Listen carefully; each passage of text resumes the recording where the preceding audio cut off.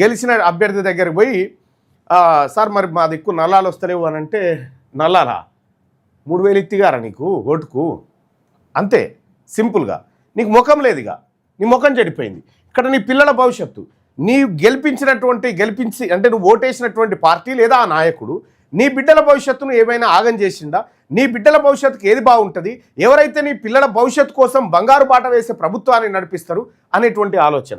రెండోది నీ ఆత్మగౌరవం. ఎవరు కూడా 3000 రూపాయలకు అమ్ముకుంది ఓటు కాదు, శరీరాన్ని అమ్మేసినాం.